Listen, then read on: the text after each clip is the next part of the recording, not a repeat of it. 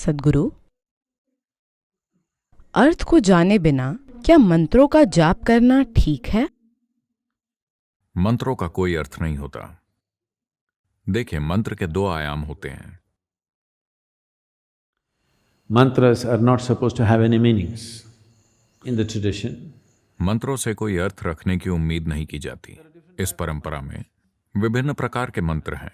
दुर्भाग्य से जो मंत्र सामान्य रूप से जाने जाते हैं उनके अर्थ दिए गए हैं ताकि लोग इनसे जुड़ सकें, क्योंकि बहुत से ऐसे मूर्ख लोग हैं जो ऐसी किसी भी चीज के साथ शामिल नहीं हो सकते जो अर्थहीन हो। इसीलिए वो सूर्योदय, सूर्यास्त, चंद्रमा, पूर्णिमा, हर चीज से वो चूक जाते हैं, क्योंकि उनका कोई मतलब नहीं है। पूर्णिमा का क्या मतलब है? कोई मतलब नहीं है। अगर आप प्यार में हैं सिर्फ तभी इसका काफी मतलब होता है, वरना ये है क्या? कुछ नहीं। इसके कोई मायने नहीं है। इसका मतलब है कि ये उपयोगी नहीं है। तो इस धरती पर सारे बेवकूफ केवल काम की चीजें ही करेंगे। हाँ, क्योंकि उनके पास जीवन को और जीवन के कई पहलुओं को पहचानने की कोई बुद्धिमत्ता नहीं है। ऐसा इसीलिए नहीं है क्योंकि आपने इनके साथ एक बेवकूफी के मायने जोड़ दिए हैं। ये वैसे भी मौजूद हैं। आपसे परे इसका अस्तित्व है। ये आपसे पहले मौजूद था, ये आपके बाद भी मौजूद रहेगा। ऐसा इसीलिए नहीं है क्योंकि आप इसे एक मायने दे देते हैं तो ये उपयोगी हो गया है या उपयोगी नहीं हुआ। तो दुनिया में बेवकूफ लोग केवल अर्थपूर्ण चीजें करेंगे। वो बुद्धिजीवी हो सकते हैं लेकिन जीवन के प्रति मूर्ख। उन्हें जीवन की कोई समझ नहीं है। अगर आपके पास जीवन की समझ है तो आप देखेंगे कि वो सबसे अर्थहीन चीजें ही हैं जो वाकई आपको जीवंत रखती हैं। क्या ऐसा नहीं है? नहीं। इसीलिए उन्होंने दो तरह के मंत्र बनाए।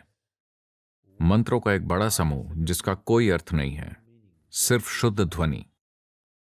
आप हमारे संगीत में भी इसे देखेंगे। यक्ष कार्यक्रम अभी समाप्त हुआ है और हमारे कई लोग जो अर्थ खोज रहे थे वो पूरी तरह से ऊब गए थे क्योंकि वो 40 मिनट तक आलाप कर रहे थे। कुछ तो कहिए, कम से कम शिव शंभो कुछ तो बोलिए।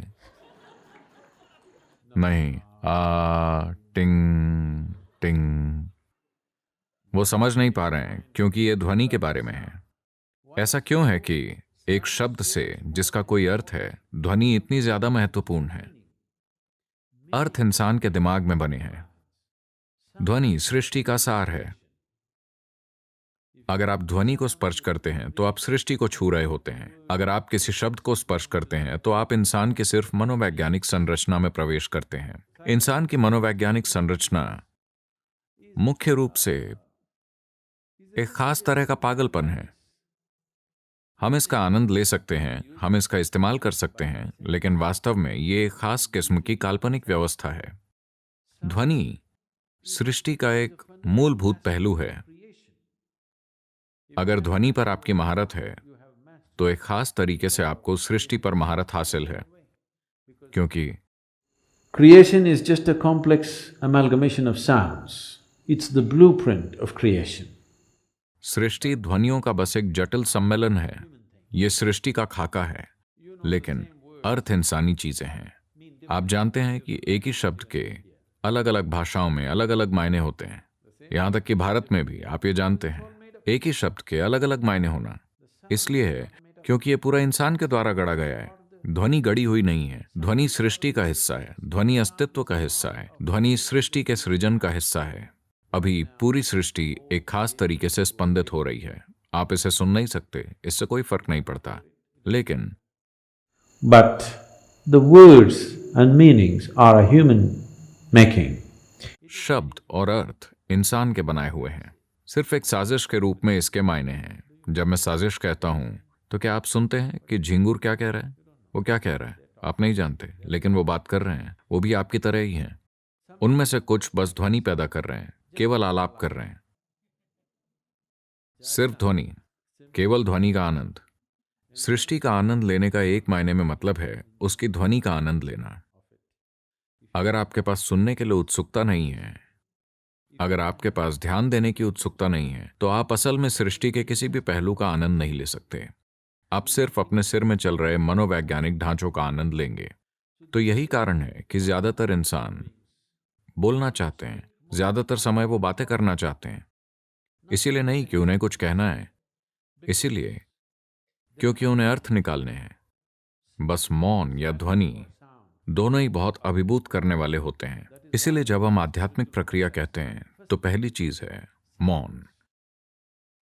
अगर आप मनोवैज्ञानिक रूप से बहुत स्थिर हैं तो हम कह सकते हैं ठीक है 30 दिन का मौन, 60 दिन का मौन। अगर आप मनोवैज्ञानिक रूप से नाजुक हैं तो हम कहेंगे ठीक है 3 दिन। 3 दिन में भी लोग पागल हो जाते हैं।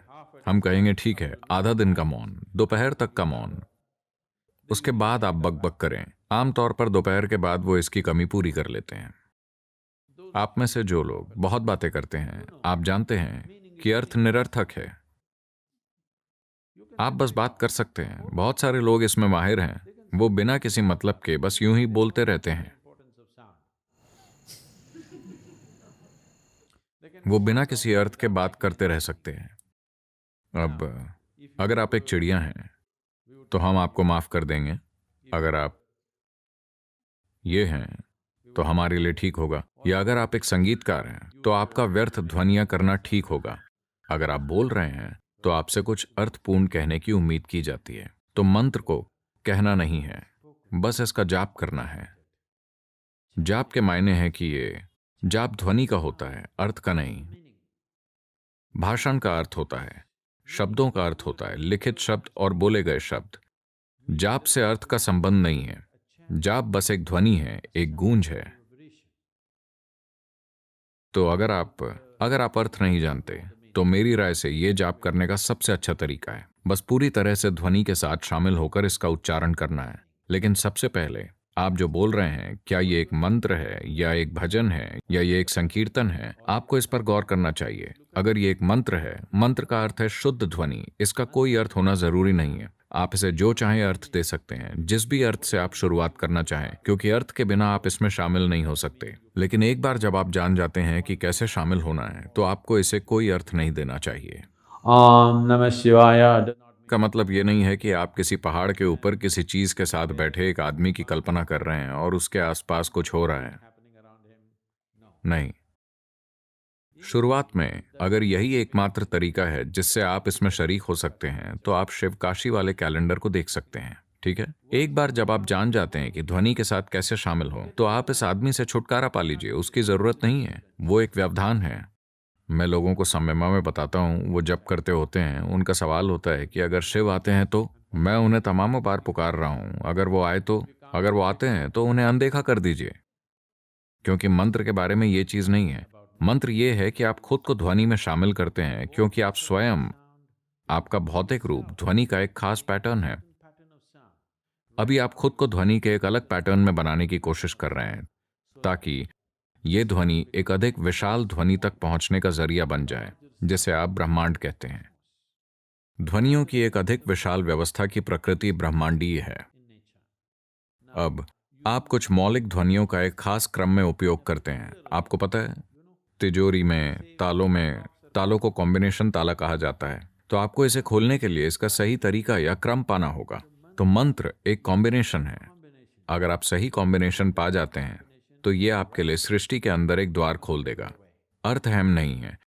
आप इसे जो भी अर्थ देते हैं, कितना भी ऊंचा या नीचा आपको लगता है कि अर्थ अहम है, असल में अर्थ एक गढ़ी हुई चीज है। ये एक मनोवैज्ञानिक प्रक्रिया है। इसका कोई अस्तित्वगत अर्थ नहीं है। No word has any existential meaning. किसी शब्द का कोई अस्तित्वगत अर्थ नहीं है। अभी हम जो भी हिंदी शब्द बोल रहे हैं उसका पेड़ों के लिए कोई मतलब नहीं है। लेकिन अगर आप असल में आजमा सकते हैं, ये प्रयोग किए गए हैं। अगर आप यहाँ बैठकर खूबसूरती से गाते हैं, मैं वो नहीं कर सकता, लेकिन अगर हम यहाँ बैठकर वाकई में गाते हैं ठीक से तो पेड़ फूलों से भरा हुआ है।